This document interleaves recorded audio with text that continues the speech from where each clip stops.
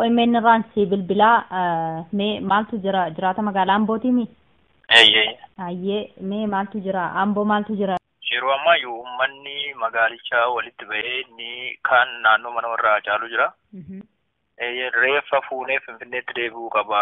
Finfinneetti wareegamee Joorji Filoo isa daandiirratti du'eefu uummanni bakka inni du'etti bahee yaadannoo guyyaa dheeraa hanga guyyaa 10 godhee sirna awwaalchasaa bakka sanatti godhaa ture. Nus immoo reeffi isaa bakka itti wareegametti ol deebi'ee guyyaan kennamee achitti namni yaada isaa ibsatee sana booda awwaalamuu qaba jechaadha uummanni jechuudha. Amma mootummaarraa namoonni dhufanii garma namaatii haacaaluu dhukaasa jira beektaa? Dhukaasa jira jechuudha dhageenya. Mee dhukaasa haala akkamiin deemaa jira? Dhukaasa nama manarraa ittisaa jiru. Eenyu dhukaasa jira? Qaama mootummaati. Daandiirra dhukaasa jira. Daandiirra dhukaasa jira. Innis immoo ijoolleen naannoo manarraa dhiibamnaan gara daandiitti ba'anii dhaadannoo dhageessisaa reeffa keenya inni tolleeffachuu qabna waan jiru jira. Amma haalli jiru haala bareedaa miti beektaa dhukaasa hamaa dhukaasa jabaa jira. Daandii gubbaas naannoo mana maatii haacaalus keessa magaalaas uummanni godina kanaas immoo karaa Gincii baadiyyaarraas gara magaalaatti akkana deemaa jira. Kana haalli kana booda ta'u waan beekuun qabu amma garuu dhukaasa haamaatu jira. Namni du'e dhaga'amaaf hin dhaga'amuun beeku amma natti nan dhaga'an dhukaasa. Dhukaasa jabaatu jira. Kan nama dhaga'u kun dhukaasa jechuudha. Sagalee dhukaasaati amma kallattii hundaan magaalaa keessa faca'anii dhukaasaa jiru. Uummanni gartokkeen iddoo manaa jira. Kaan immoo manarraa deemee dhaadannoo dhageessee reeffi keenya Finfinnee amma rukutame nama iddoo hiriiraa iddoo dhukaasichaa amma namni rukutamu mala haala yaaddessaatu jira. Tole mee gara fuulduratti maaltu ta'uu qaba jettame? Uummanni Oromoo tokko waan godhu wal marii wal dhageettii nama isa fuuldura jiru miidiyaa kanallee dhaggeeffachaa. Adeemsa isaa qindeessaa deemu qaba. Wanta amma deemaa jiru waan salphaa isa fakkaatu. Dhukaasa baay'een dhagaa jira. Kun dhukaasa meeqaniin dhagaa jiru?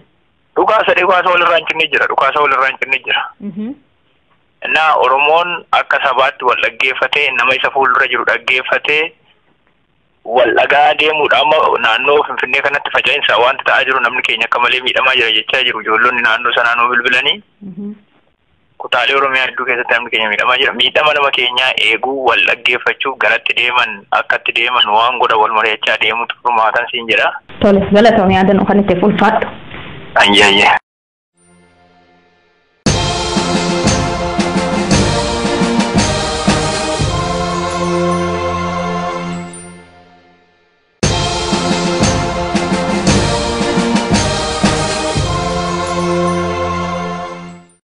OMN ransi bilbila me maltu jiraata magaalaa Ambootii mi?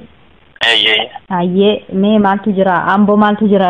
Yeroo ammaa uummanni magaalicha walitti bahee ni kan naannoo mana warraa caalu jira. Reeffa fuunee Finfinneetti deebi'uu qaba. Finfinneetti wareegamee Joorji Filoo isa daandiirratti du'eefu uummanni bakka inni du'etti bahee yaadannoo guyyaa dheeraa hanga guyyaa 10 godhee sirna awwaalchasaa bakka sanatti godhaa ture. Nus immoo reeffi isaa bakka itti wareegametti ol deebi'ee guyyaan kennamee achitti namni yaada isaa ibsatee sana booda awwaalamuu qaba jechaadha uummanni jechuudha. Amma mootummaarraa namoonni dhufanii garma namaatii haacaaluu dhukaasa jira beektaa? Dhukaasa jira jechuudha dhageenya. Mee dhukaasa haala akkamiin deemaa jira? Dhukaasa nama manarraa ittisaa jiru. Eenyu dhukaasa jira? Qaama mootummaati. Daandiirra dhukaasa jira. Daandiirra dhukaasa jira. Innis immoo ijoolleen naannoo manarraa dhiibamnaan gara daandiitti ba'anii dhaadannoo dhageessisaa reeffa keenya inni tolleeffachuu qabna waan jiru jira. Amma haalli jiru haala bareedaa miti beektaa dhukaasa hamaa dhukaasa jabaa jira. Daandii gubbaas naannoo mana maatii haacaalus keessa magaalaas uummanni godina kanaas immoo karaa Gincii baadiyyaarraas gara magaalaatti akkana deemaa jira. Kana haalli kana booda ta'u waan beekuun qabu amma garuu dhukaasa haamaatu jira. Namni du'e dhaga'amaaf hin dhaga'amuun beeku amma natti nan dhaga'an dhukaasa. Dhukaasa jabaatu jira. Kan nama dhaga'u kun dhukaasa jechuudha. Sagalee dhukaasaati amma kallattii hundaan magaalaa keessa faca'anii dhukaasaa jiru. Uummanni gartokkeen iddoo manaa jira. Kaan immoo manarraa deemee dhaadannoo dhageessee reeffi keenya Finfinnee amma rukutame nama iddoo hiriiraa iddoo dhukaasichaa amma namni rukutamu mala haala yaaddessaatu jira.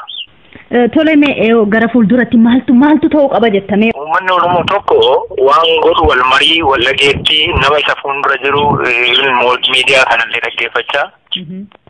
Adeemsa isaa qindeessaa deemu qaba. Wanta amma deemaa jiru waan salphaasa fakkaatu. Dhukaasa baay'een dhagaa jira. Kun dhukaasa meeqaniin dhagaa jiru? Dhukaasa walirraa hin cinne jira.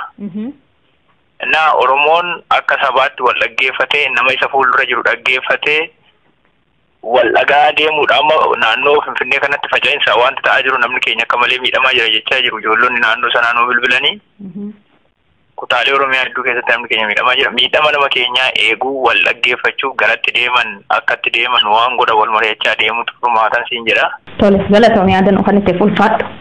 Ayyaayye.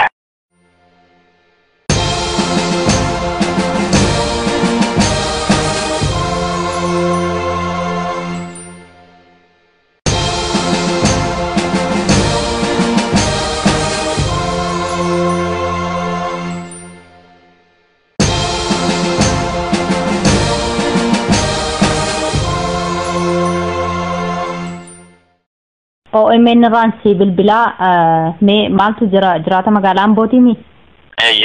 Ayyee mee maaltu jira Amboo maaltu jira? Yeroo ammaa uummanni magaalichaa walitti bahee inni kaan naannoo mana warraa caalu jira. Reeffa fuunee Finfinneetti deebi'uu qaba.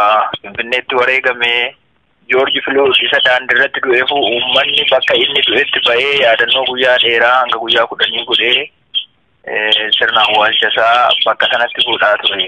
Nus immoo reeffi isaa bakka itti wareegametti ol deebi'ee guyyaan kennamee achitti namni yaada isaa ibsatee sana booda awwaalamuu qabaa jechaadha uummanni jechuudha. Amma mootummaarraa namoonni dhufanii mana maatii Haacaaluu dhukaasa jira beektaa? Dhukaasa jira jechuu dhageenya. Mee dhukaasa haala akkamiin deemaa jira? Dhukaasa nama manarraa ittisaa jiru. Eenyu dhukaasa jira? Qaama mootummaati.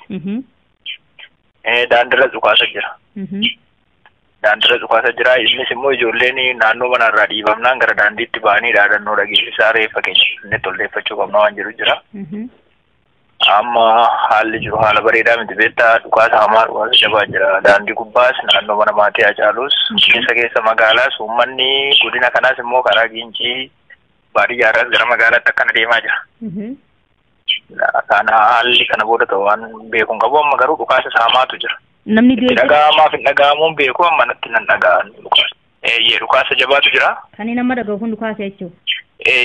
Sagalee dhukaasaati amma kallattii hundaan magaalaa keessa faca'anii dhukaasaa jiru. Uummanni gartokkeen iddoo manaa jira. Kaan immoo manarraa deemee dhaadannoo dhageessee reeffi keenya Finfinnee amma rukutame nama iddoo hiriiraa iddoo dhukaasichaa amma namni rukutamuu mala haala yaaddessaatu jira. Tole mee gara fuulduratti maaltu ta'uu qaba jettame. Uummanni Oromoo tokko waan godhu wal marii wal dhageetti nama isa fuuldura jiru miidiyaa kanallee dhaggeeffachaa. Adeemsa isaa qindeessaa deemu qaba. Wanta amma deemaa jiru waan salphaasa fakkaatu. Dhukaasa baay'een dhagaa jira. Kun dhukaasa meeqaniin dhagaa jiru? Dhukaasa walirraa hin cinne jira. Naa Oromoon akka sabaatti wal dhaggeeffatee nama isa fuuldura jiru dhaggeeffatee wal dhagaa deemuudha. Amma naannoo Finfinnee kanatti faca'insa wanta ta'aa jiru namni keenya akka malee miidhamaa jira jechaa jiru. Ijoollonni naannoo sanaa nuu bilbilanii kutaalee Oromiyaa hedduu keessatti namni keenya miidhamaa jira. Miidhama nama keenyaa eeguu wal dhaggeeffachuuf garatti deeman akkatti deeman waan godha wal mari'achaa deemutu furmaatan siin jedha. Tole galatoomii yaadannoo kan itti ulfaadhu. Ayyaayye.